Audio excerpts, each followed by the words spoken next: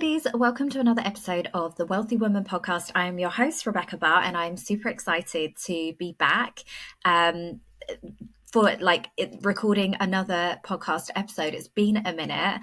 For anybody that follows me on socials or that is part of my email list, you'll know that I've actually been really poorly for a long period of time, and it's obviously put the brakes on all of my creativity and all of my creative outlets like my podcast. So it's super exciting to be back today and also talking about a topic that I think needs to be spoken about a lot more with women, and that is around money and relationships, right? It's like the taboo and the elephant in the room. First of all, I just want to let you know, for any of my regular listeners, that I'm also pregnant and on baby number 6, which is super exciting for me, really unexpected, but I always believe that the universe has a plan that's greater than ours. I definitely thought that chapter of my life was over, i.e. baby making, but here we are. So I just wanted to kind of officially announce that to my beautiful podcast listeners. Super excited. And obviously, I'll keep you updated as part of my inner circle on the progress and everything else. So let's get back to today's episode. So for me, money and relationships, how you do one thing in life is how you do everything. And the reality is, even if you are doing the work over here, if you have a partner who is not, there is going to be a conflict at some point when it comes to your relationship, because money is everything. It's the fuel that will enable you as a couple to go out and live your best lives. And a lot of the time when people aren't having conversations about money, they're also not having conversations about other things, i.e. their needs, their goals, their wants, their desires, because they are, going with they either haven't thought about it or they are going with the flow and what their partner wants. And as women, we notoriously are likely to do that.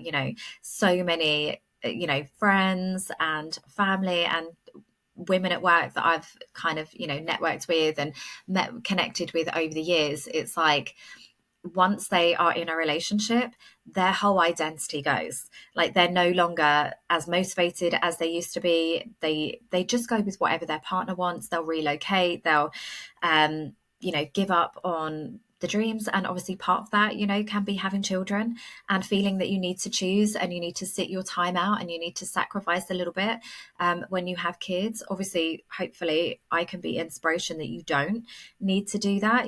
I've successfully navigated a 10-year entrepreneurial career whilst having children. I've had 3 children, or 2 and then pregnant now, whilst being an entrepreneur, and I haven't had to diminish my goals. I haven't had to sit it out. There's definitely been seasons of more reflection in my business because I've been poorly and because the baby's been really small and travel has been a bit tricky. But by and large, having kids hasn't stopped me. If anything, my kids are the reason why I want to be successful rather than the excuse as to why I can't.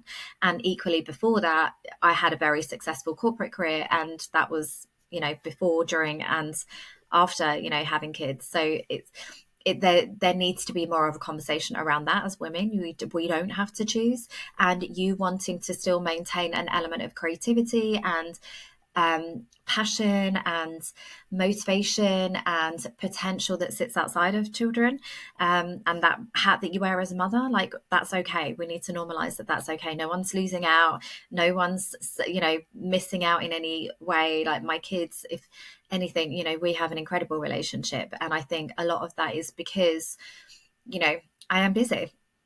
So therefore my time with them is so focused and so present and so, so kind of enriching that they don't feel like they're missing out if I'm on a call or if I'm working or if I've got my laptop, because I'm still there on every school run. And a lot of that, again, comes around to designing your business around you and not the other way around. But you definitely don't need to choose. But I'm kind of going off a little bit off topic with that. But that's definitely something that I've seen when working with clients who are women in business that have these big dreams and goals. There's that element of guilt because equally their partner's happy to feed into that. They very firmly keep them in the, well, you're at home with the kids, I'm off working. If they even have a partner, though, that's the thing. Not everybody does. Not everybody's blessed to have a really great partner that is like fully on board with their goals. Sometimes they're actually like So you're going to clean the house, right? So the kids are going to be looked after, right? Like, so you're not going to interfere in our evening viewing schedule by being annoying and working on your business, right? And, men can be selfish in that way and partners can be selfish in that way.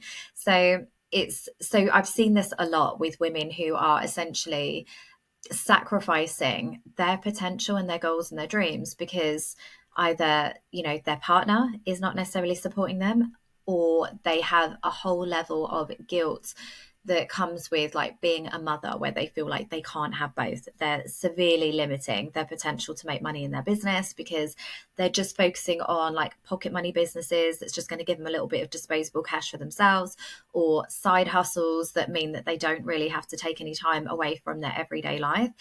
And that's great. If that is truly what you want, there is no judgment here. Like, we don't all have to be boss babes, like taking over the world, like wanting 6-7 figure business empires. Actually, it's like, do you, boo? If that isn't what drives you, and it's more just, I want to be of service, I want to have a little bit of money, that's absolutely fine too. But even with that little bit of money, what are you doing with it?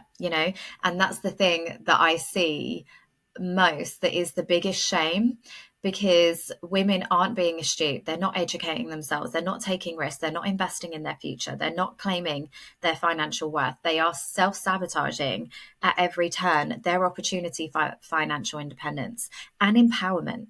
Because here's the thing, when you truly are a financially empowered woman, when you make your own money and you don't need to apologize or ask anybody else for anything else, that is where you are truly empowered as a woman. When it is on your terms, you're working with the clients that you want to work with, you're making the money that fits in alignment with your personal goals and values, not what everybody else is telling you should or shouldn't be making.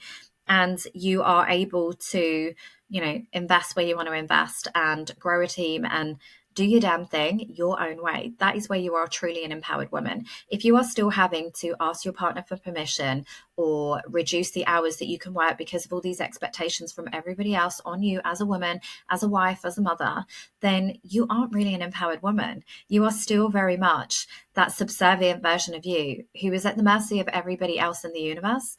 Like, you're at cause and effect. You're not living. Life is happening to you, not from you, because you are allowing everything else to take you off track. And that to me is the biggest shame. And this all comes from, when you trace it back, when I'm having conversations inside my Wealthy Woman Academy with women about their income and their goals and what they're going to do with the money and whether they can invest it. It all goes right back to day one, their relationship with their partner or their relationship with themselves, and what they have essentially set as the precedent of how things go around here. And that will be down to when they first met their partner, they didn't have these conversations around what they wanted and what their goals were. And, so therefore they're now looking to the other person to tell them where they live, what they are able to spend money on, whether things are a bad investment or a good investment, even when it's their business and their partner has absolutely no idea about their industry or, the market values and what other people are doing and the potential of that business. They're allowing everybody else to influence their decisions. And it literally breaks my heart because, like I say, until you have that complete control and empowerment and confidence and self-trust in yourself to make the right financial decisions, to know that you will always be okay because you've always got you in your corner, and that you are resilient and resourceful and always able to find a way to get the things that you want, until you truly believe that in your core, you're never really going to be able to live that best life that everybody talks about, because you're going to be living everybody else's best life instead. And what I want to talk about a little bit today is how to have those conversations with your partner, whether you're literally just dating or whether you are like 5 years into marriage and now you're starting to realize, actually, I want more for myself and I want a little bit of independence over here, and I want something that is solely mine, and I want to feel like I'm contributing, and I want to feel like, together as a united team, like we are really quantum leaping the potential of what is available to us. Because what I have noticed in the entrepreneurial space is when you have two partners, it's like the power of two is like really the power of 10. So this is why I have a mastermind. It's all about tapping into the collective mind and harnessing that power that, you know, one brain is great, but when you've got two or three or four that are all working on that common goal, that's when like magic happens. That's when quantum leap happens. And it's the same in relationships. If you are pulling in one direction and trying to be that change and trying to, you know, get ahead and get out of the matrix and trying to create a better family life for you and your kids, or even just for yourself, but you've got a partner that is very much still stuck in the matrix, working 9 to 5, trying to keep you in that fear and lack mindset, like you're always going to be like, it's like having one hand tied behind your back. You're never really going to be able to get to where you want to go. So in today's episode, I'm going to be sharing with you how to have those conversations, how to get your partner on board, how to ensure even from day one when you are dating that you are really being true and honoring your path rather than sacrificing and allowing somebody else to take you off track.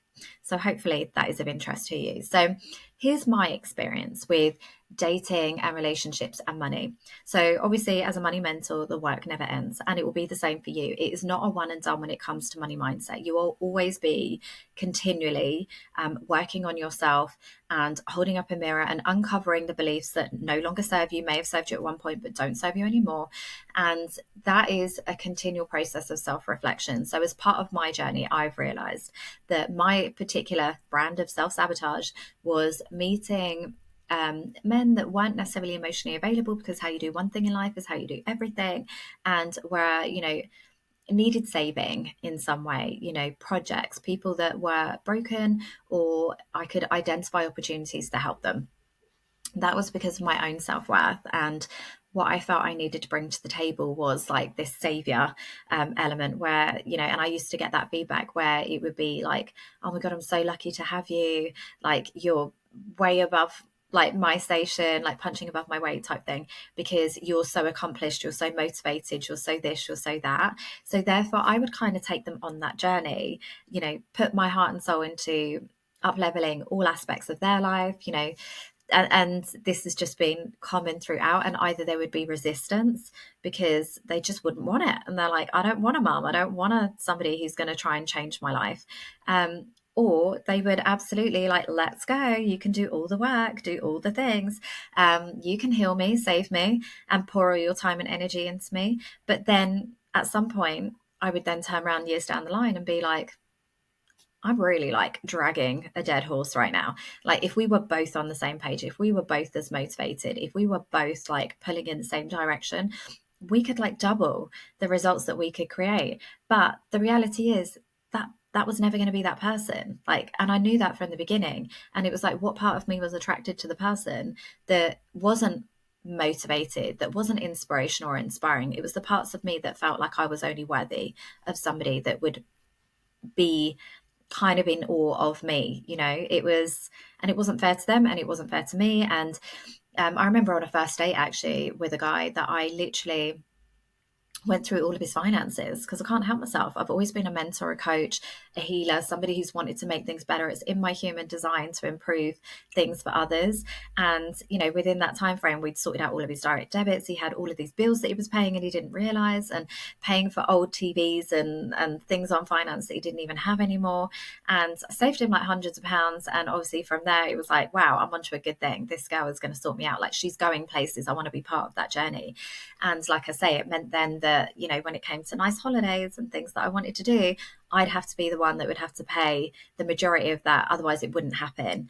You know, I would be the one that would be trying to really pour into them and nurture them so they could get their next level position and feel worthy of it and put themselves out there. And it was easier for me to do that. You know, I was hiding. You always get something out of these situations. Like it's the secondary gain, and you got to understand that. So right at the very beginning, I was not having empowering, uplifting, meeting of two minds conversations. I was lowballing myself because I didn't feel worthy to speak to and to go after the guys that were already more established in their careers and could perhaps meet me with where I was at and where I was going. Instead, I was like going for the next level down. But even then, when, you know, here's the thing though, things can evolve, you can change as a woman. And I know that equally what I find a lot with my communities is that the women have they were a version of themselves at one point that really made sense for that relationship. They were maybe they were in corporate before, maybe they were just kind of, ticking along, doing something for themselves, but never really like nothing trailblazing, not taking over the world, not making a huge impact. They were just kind of going through the motions. But then at some point, some part of them knew that that's not me anymore. There was some part of them that knew that they were ready for more and that they were capable of more. And that's a really beautiful thing when a woman wakes up and says, actually, I'm starting to realize for my own self that there is more out there for me. And I don't need to be in the matrix anymore. I don't need to settle for what I have been and my corporate salary and be restricted. There's all these people, and I'm so grateful for social media in that, because sometimes we need, as a woman, the evidence that things are available to us too. Like, hopefully for me, having 6 kids is evidence for somebody out there that has a big family or is a single parent or is a mum, that, actually you can have it all. You can have an incredibly fulfilling career that makes you an incredible income. There is no way that I could make what I make now in a corporate setting without owning the company. And that's the reality. And I would be at that job like 24/7. The reality is I don't work that much. And what I do work is very much intentionally. It's the stuff that really fills me up with the joy. It's the 5% that is going to move the needle in my business. So it's very fulfilling and satisfying to me. And that's what's available to you too. I'm not special.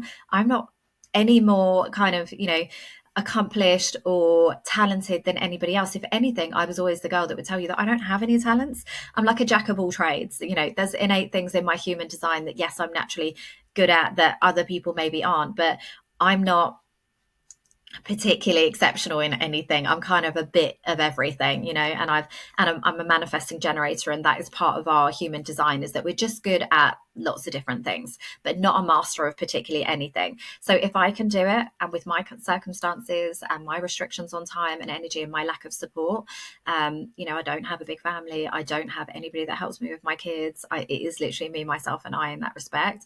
Then you can absolutely do it too. And that's the beauty of social media, is that it can start to plant the seed of what is available for you out there and give you that evidence that there are other people out there that are probably far less talented, far less motivated, far less disciplined, far less, connected with the work that you do, that are out there doing it anyway. So why can't you do it too? So then when you are a woman who starts to wake up to that and realize, like, actually, this, there could be another way out there for me, then sometimes that doesn't sit well with your partner and your family and the people that recognize the version of you as you are, that don't necessarily want you to change, that aren't necessarily on the same growth path as you, a journey as well. And then start to don't understand the money that is available. It blows my mind, like I say, that I earn more money now than I ever did dedicating 10 years to a career in corporate, doing my master's program whilst pregnant. The amount of blood, sweat, tears, time and energy and soul that I put into that career, and yet I never had the potential to earn what I did now.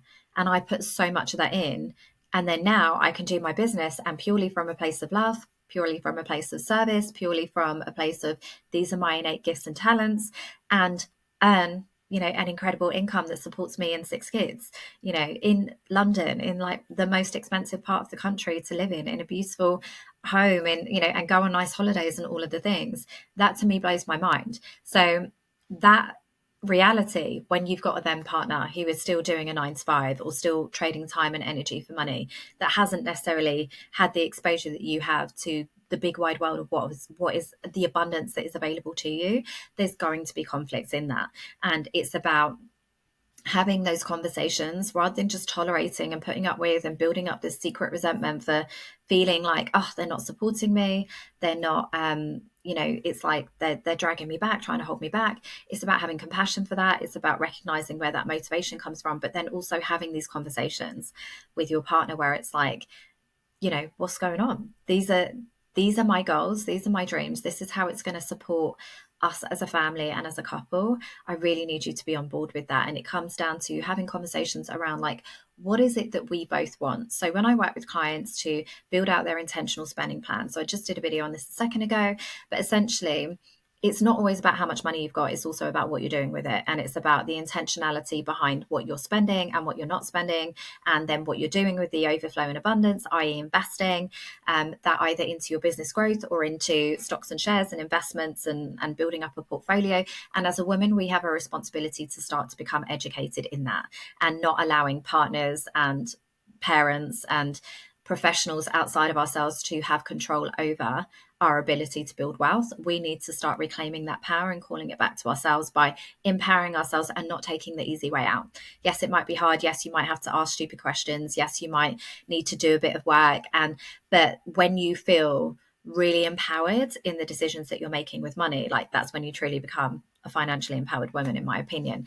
So you need to obviously have those common goals with your partner where you can sit down and say, right, okay, if we were literally like anything is possible, what would we actually want? And sometimes more doesn't equal more. That's the thing. When I've had clients that have had these conversations with partners and they've sat down to create an intentional spending plan together where it's like, right, this is in alignment with our values as a family, as a partner, that is moving us closer to where we want to go in life.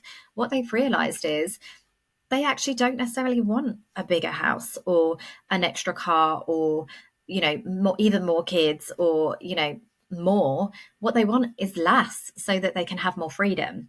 But you won't know unless you have those conversations. And I really encourage my clients to continue to connect. It's part of that. Like having a date night, connection with your partner. Money is so important. It fuels everything that you do and everything that is available to you and your life, so you have to be able to connect with your partner and have these conversations around money without it being a point of conflict, without it leading to an argument, without it being stressful, without having to hold back or hide purchases and wants and desires. Like, it has to be fully transparent and fully honest and fully vulnerable around where you are going and what you want. So that starts with having these date nights and having these points of connections and having these check-in conversations. Because if you can't talk with your partner about money, then that's a red flag to me, because then that's a part of you, and a fundamental part of your journey is being fueled by money. And if you can't have that conversation with your partner, then what is going on? Like, that's a bigger conversation that needs to happen around like that relationship and that partner that you are spending time and energy with and investing into. If you have to hold back and hide parts of yourself, like, that's not good. It should be about wholeness. And any partner that you're with should really add something to your life, bring something to the table, spiritually, emotionally, physically, mentally. And if they aren't, then girl, you deserve more. And that's part of the process of being the journey of becoming the wealthy woman. It is about recognizing where you are compromising and sacrificing yourself in parts of your life. It's not just about having a shed ton of money. It's about up-leveling your personal boundaries. It's about honoring your desires and your gifts and your wants in this lifetime and your potential. It's about wholeness. It's about being fully empowered to be who you want to be, to work with the clients that you want to work with, to do the things that you want to do, to spend the money and invest in the ways that you want to. And that needs to have a partner that's in alignment with that, or you're always going to be in conflict. So my quick next steps for you after listening to this episode, please let me know your thoughts on it, because obviously it's a slightly different energy and tone, but it's definitely something that I see a lot comes up. Is to essentially arrange a date night with your partner in the next week and have these conversations, like blank piece of paper. What do we actually want? What would we love to create in the next 5 years? And I believe that you need to have like 12-month goals, 5-year goals, and 10-year goals. Like, where are you ultimately going and what needs to happen in that process? And it might be that actually your partner wants to give up their job and they want to create some time freedom and flexibility themselves. And I've had that a lot, where we've ended up like retiring and rescuing partners who were otherwise like dragging their heels on the journey. It's because they wanted it too, but they had such a sense of responsibility for what they brought to the table that they felt like they couldn't do that, because they're the one that has this stable job, they're the one that pays the bills, and they're the one that is like the provider for the family. And actually, by having these conversations, it can be really liberating. You could uncover secret wants and desires of your partner too. So commit to that as a monthly date night. It's like that CEO day for your business, but also for your relationship, because you need wholeness in your life, and you need synergy with the person that you're spending this time and energy with. So have that conversation, set your goals, and then reverse engineer what that looks like what needs to happen. And perhaps it is, some element of not sacrifice, but waiting, like delayed gratification, where it's like, okay, as a couple, we're going to just hold back on some of this spending, like maybe going out, takeaways, and we're going to do this as a fun thing together. We're going to cook together. We're going to, find innovative, resourceful, creative ways to still have fun and, do fun things together, but without spending this money, because we are going to consciously choose to put it over here and invest into our future together. There is nothing more beautiful than feeling like you've got this big, beautiful life ahead of you that is so exciting and possible, and you've got the person right next to you supporting you every step of the way. So I hope that you have enjoyed this episode and you've taken some takeaways and hopefully found some confidence in being honest with your partner, and also compassion if they are not currently supporting you in the way that you want to be supported, or if you are planning to go into a new relationship, you can see the value of having those conversations straight out the gate around what is it that you want, rather than just, are they super hot and are they going to give me cute babies? Thank you so much for listening to this episode. I'd love to know your takeaways. Please obviously make sure that you, whether you're watching it on YouTube, please comment and subscribe. If you are listening on the podcast, then please make sure that you are also subscribing and letting me know how you get on, and share and all the things. Have a fantastic, ladies. Can't wait to record the next session.